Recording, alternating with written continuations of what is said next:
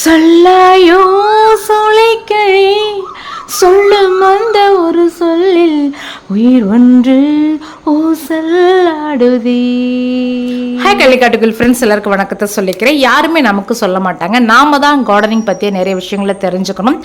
இன்னைக்கு வந்துட்டு முருங்கையை உடைச்சு தான் வளர்க்கணுமா, முருங்கையை எதுக்காக உடைச்சு வளர்க்கணும், அப்படி உடைச்சு வளர்க்கறதுனால என்னென்ன நன்மைகள், அப்படி முருங்கையை உடைச்சி வளர்க்கும் பொழுது எந்த மாதிரி புதிய சத்துக்களை நம்ம கொடுக்கணும், இது எல்லாமே நம்ம தெரிஞ்சுக்கலாம். ஃபர்ஸ்ட் டைம் கள்ளிக்காட்டுக்குள் சேனலை இப்போ தான் நீங்கள் பார்க்குறீங்கன்னா மறக்காமல் சப்ஸ்கிரைப் பண்ணி பெல் பட்டனை கிளிக் பண்ணி விட்டுருங்க. நான் மாடி தோட்டத்தில் 4 முருங்கை செடி முருங்கை வச்சுருக்கேன். அதை தான் வந்துட்டு இப்போ உடச்சி விட்டுக்கிட்டு இருக்கேன். காய்கள் காய்ச்சி முடிஞ்சிருச்சு அப்படின்னு நான் சொல்ல மாட்டேன், ஏன்னா என்னுடைய முருங்கை மரம் வருடம் முழுக்க காய்கள் கொடுத்துக்கிட்டே தான் இருக்கும். பாருங்கள், இலைகள் அங்கங்கே இல்லைனாலும் திரும்ப திரும்ப புதிய கிளைகள் புதிய புதிய பூக்களும் பிஞ்சுகளும் இருக்கிறத பாருங்கள். இருந்தாலும் காய்ச்சி முடிஞ்ச அந்த முருங்கைகளை நான் ஹார்வெஸ்ட் பண்ணிவிட்டு வெறுமனாக இருக்கக்கூடிய கிளைகளை நம்ம உடைச்சி விடணும். அப்படி இல்லைன்னா அது நீளமாக லென்த்தாக வளருமே தவிர நிறைய காய்கள் வராது. ஸோ நான் காய்களை ஹார்வெஸ்ட் பண்ணிவிட்டு ஒரு மண்ணிலேருந்து ஒரு 2 அடிக்கு மட்டும் விட்டுட்டு நான் அந்த கிளைகளெல்லாம் உடைச்சி விட்டுருக்கேன். உடைக்கும் பொழுது கொஞ்சம் ஏற்குமாறாக இருக்குது அப்படின்னா நல்ல கூர்மையான கத்திரிக்கோலை வச்சு நல்லா ஷார்ப்பாக அந்த நுனியை கட் பண்ணி விடுங்க. கையால் உடைக்க முடியல அப்படின்னா ஒரு அருவாளை வச்சு கூர்மையான கத்தியை வச்சு கூட நம்ம உடைச்சி விடலாம்.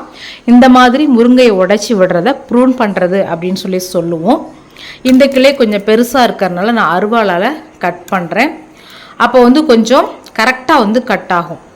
இந்த மாதிரி தோல் உறிஞ்சி ஏறுக்குமாறாக கட்டாக இருந்தது அப்படின்னா ஒரு கத்திரிக்கோலை வச்சு கொஞ்சம் கரெக்டாக அந்த கட்டிங்ஸை சரி பண்ணி விட்டுருங்க. இந்த நுனிக்கிளைகளில் நம்ம சாணி அல்லது அந்த ஆலோவேரா ஜெல் அல்லது மஞ்சள் ஏதாவது ஒன்று காயம்பட்ட இடத்துல நம்ம வச்சு விட்டுடலாம். சரி, எதுக்காக முருங்கையை உடைச்சி வளர்க்கணும் அப்படின்னு பார்த்தீங்கன்னா, உடைச்சி விடும் பொழுது தான் அந்த முருங்கை அதிக கிளைகள் அதிக இலைகள் வரும். அடர்த்தியாக அதிக இலைகளோட ஒரு தாவரம் வளர்ந்தாதான் வேர் மூலமாக கிடைக்கக்கூடிய தண்ணீர், மண்ணில் இருக்கக்கூடிய சத்துக்கள், சூரியனுடைய ஒளி எல்லாத்தையும் பயன்படுத்தி அந்த இலைகள் ஒளிச்சேர்க்கையை நிகழ்த்தும். அப்போ தான் நமக்கு அதிக காய்கள் அந்த முருங்கையால் கொடுக்க முடியும்.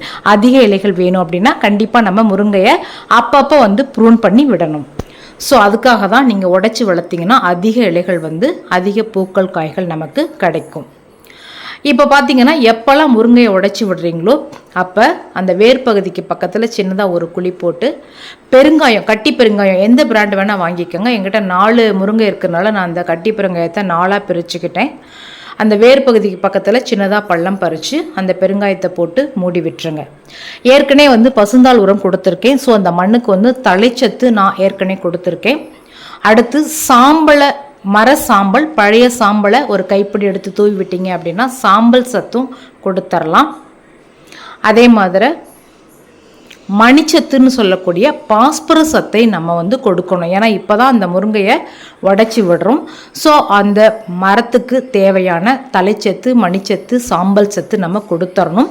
எங்கிட்ட பழைய மர சாம்பல் இருந்தது, அதை ஒரு கைப்பிடி தூவி விட்டிங்கன்னா போதுங்க.